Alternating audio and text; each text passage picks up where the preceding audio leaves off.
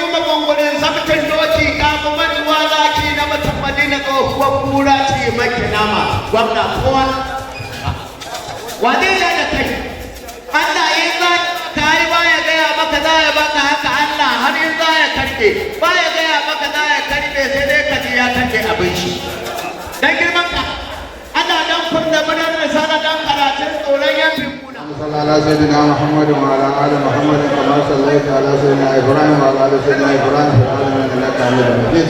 kai ne gwamnan Kano da ka ba ɗan mutum ɗai har guda 14 gurabe a cikin gwamnatinka.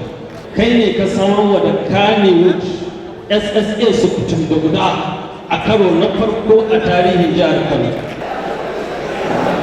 An shirya wannan bita domin horas da 'ya'yan masana'antar su sami sanin makama na abin da suke yau da kullum a ilmance.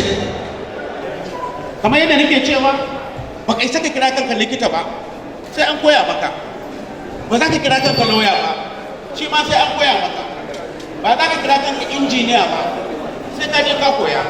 Na farko dole mu matsa daga abin da ake kira commercialization zuwa professionalization. Mai girma gwamna, magana ta gaskiya a baya wallahi billahi la ilaha illa huwa makiyan da ka saka a gwamnati suke wajen da yan ne suka haɗa wannan gaba. Yanzu da ka saka masoyanka na gaskiya ba a cikin hawa na faɗi zuciya ku ko ƙarya nake. duk abin da muka nema a takardar mu gwamna ya ba mu ku ƙara mana tafi a yi wa gwamna godiya. mai girma gwamna Dr. Abdullahi Umar Ganduje da kansa ya ce to idan an ce a daina yin fim a jihar Kano waɗannan yaran ƴaƴanmu ne ƴan jihar Kano wata sana'a muka tanadar musu. Godiya cika ya tafi kafi ma ya cika ya tafi teku ta cika teku ta yi ambaliya. Wannan tage ne na madribu.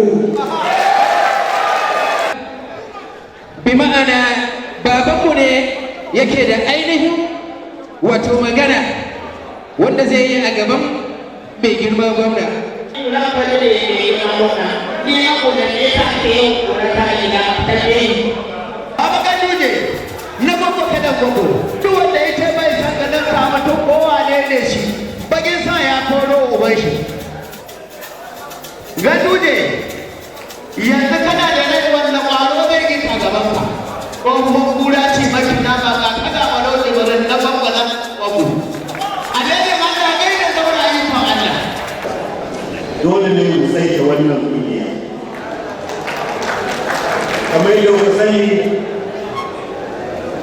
a Najeriya musamman a wannan bangare na Najeriya wannan kungiya tana fuskantar kalubale.